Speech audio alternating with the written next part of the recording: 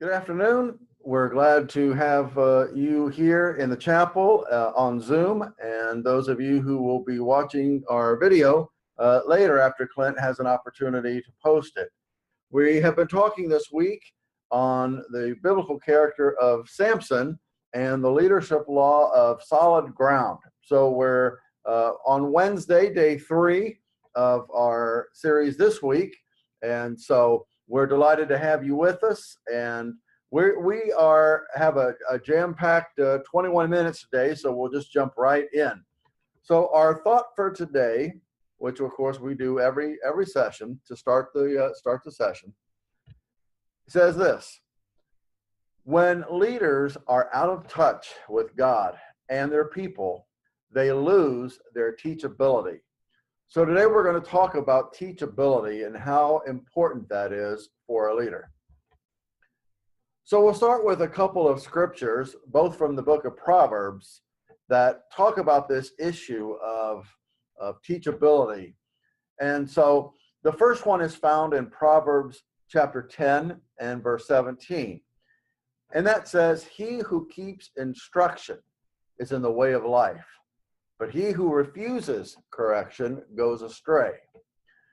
And then a even more popular passage in the book of Proverbs from chapter 3 and verses 5 through 6. That passage says, "Trust in the Lord with all your heart and lean not on your own understanding. In all your ways acknowledge him, and he shall direct your paths." And so let's introduce today's session going back into the life of Samson and talk for just a minute about Samson's teachability problem.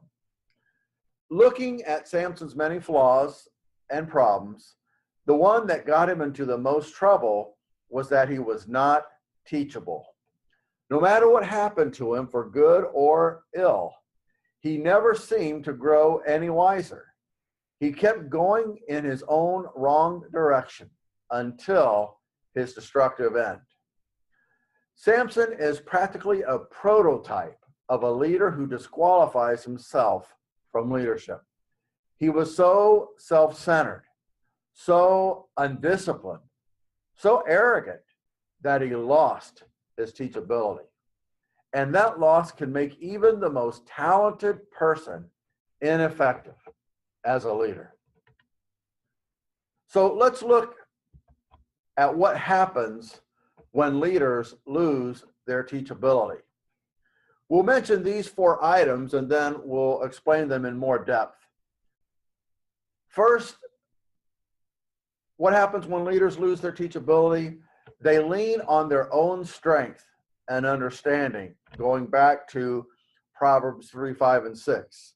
Secondly, they fail to learn from their mistakes.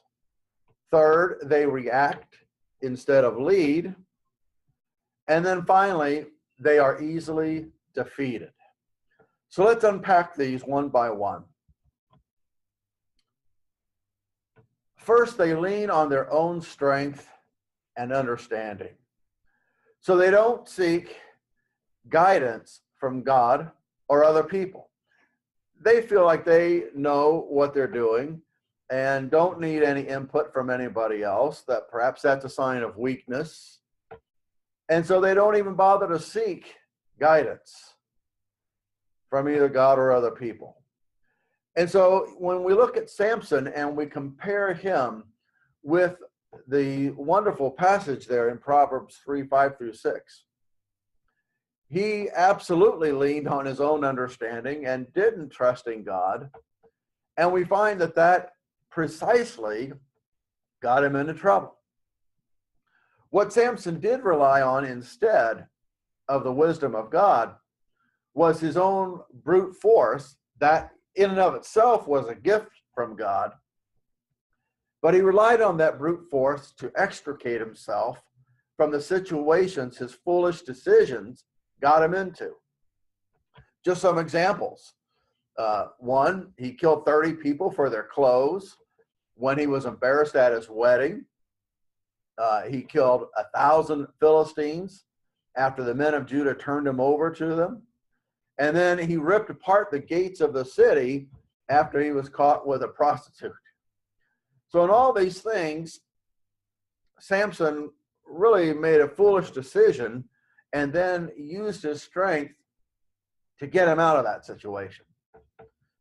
So he not only failed to acknowledge God or to trust in God, but again, a reminder that he misused his God-given ability and appropriated that for his own use, rather than using it to honor God and bless people.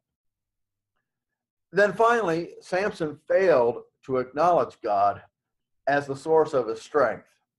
And in doing so, he went from anointed when he started to arrogant when he died. Next, they failed to learn from their mistakes. Samson didn't just make mistake after mistake after mistake, but even worse, he kept repeating even the same mistakes. And so leaders can learn from the mistakes they make. In fact, they have to learn in order to stay in leadership. So real quickly, 3 things to help leaders learn from their mistakes, because every leader makes them. Number 1, be big enough to admit mistakes. In other words, be humble and realize that yes, even you make mistakes. We all do. And we talked earlier that people will tend to forgive mistakes, especially from a new leader or one who's growing. It's the person who never comes across like they make any mistake. The person who comes across like there are 2 opinions, mine and the wrong one. Those are the kind of people that don't go too far because they refuse to even admit that they make mistakes. And so be humble and realize that all leaders, even the best leaders, make mistakes. From there, it's important to be smart enough to profit from them. Now, how do we do that? We profit from our mistakes when we not only know the mistake that we made, but that we know why we made that mistake. That's the key, the missing piece that helps us to learn. Not just that we made a mistake, we got to start there, being able to admit that we made a mistake, but then understanding why we made that mistake. Then one more step. First, we admit that we did make a mistake. Second, we determine or figure out why we made the mistake. But we can't stop there, because there's one final step to this process, and that is that we have to be strong enough to correct the mistake. In other words, we have to implement changes. So we can't keep doing the same thing we've always done and expect different results. That's a definition, of course, as many as you know, of insanity, doing the same thing over and over again, but expecting different results. So a key point here, the only real mistake is the one you did not learn from. Leaders must be learners to keep leading well.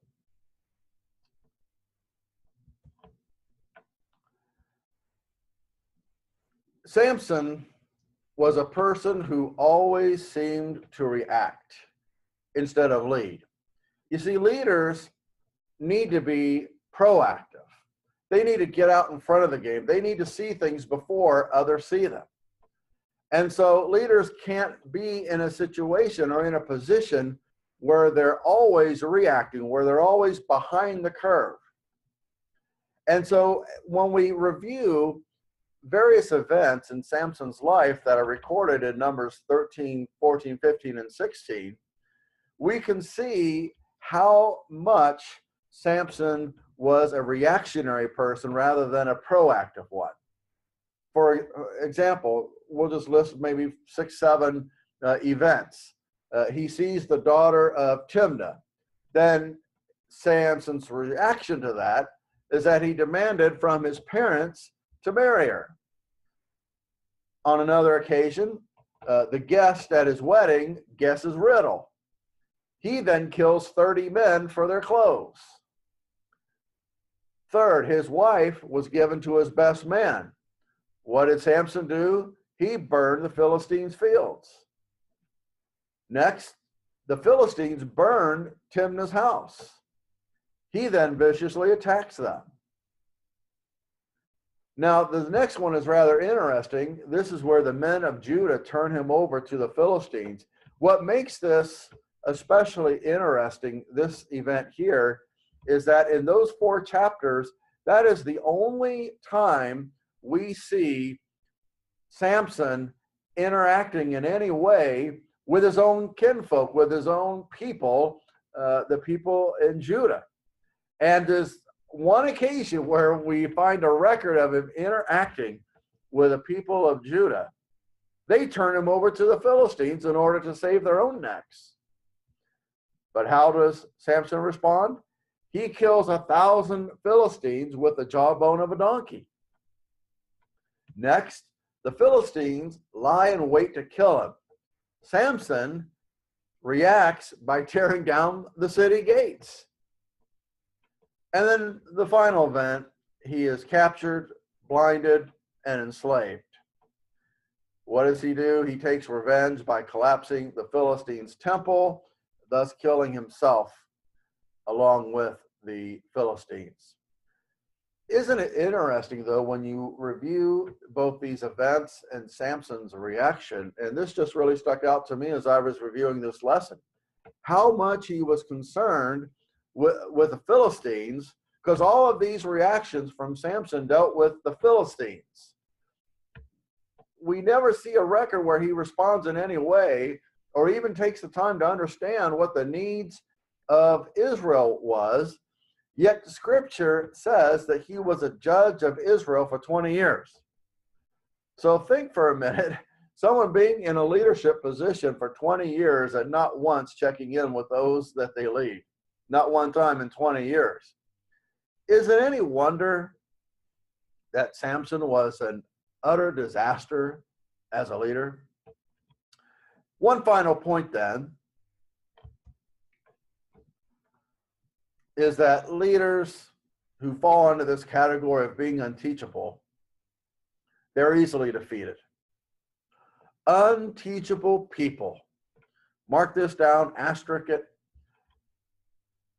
This one is as good as gold. Unteachable people will eventually experience defeat. And the reason why is, secondly, great talent alone only goes so far in producing a great leader. Sure, great talent helps, but once we get a little too reliant on that, once we get to the point where maybe we feel like we're invincible, like our talent can carry us all the way, that's when we actually engage in self-deception. So again, Samson's ultimate defeat, and isn't this interesting, that his ultimate defeat resulted from when he trusted in his own strength and understanding the most. I like this quote from G.K. Chesterton. He says, anything done in our own strength will fail miserably or succeed even more miserably. Let me read that again in case you didn't get it the first time. Anything done in our own strength will fail miserably or succeed even more miserably. What a great statement. So that brings us to our conclusion for today. Samson's defeat began with a character flaw. That character flaw left unrepaired because of an unteachable spirit, led to moral erosion and unchecked sin in his life. And that brought on his destruction. If during the course of his life he had ever humbly connected with God or sought the guidance and accountability of the people, who knows what might have happened differently.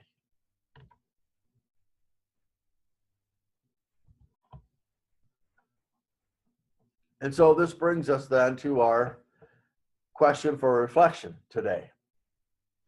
How well are you connected to God and to your people? Once again, how well are you connected to God and your people?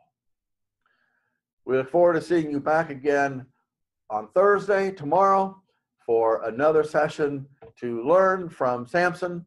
And we pray God's blessing on all of you today. And may God give each and every one of us a teachable spirit so that we can learn from him and we can learn from other people and we can learn from our own experiences.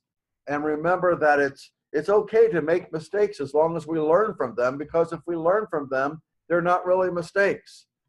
Again, the only mistake that we truly make is the one that we don't learn from. God bless you. We look forward to seeing you back tomorrow.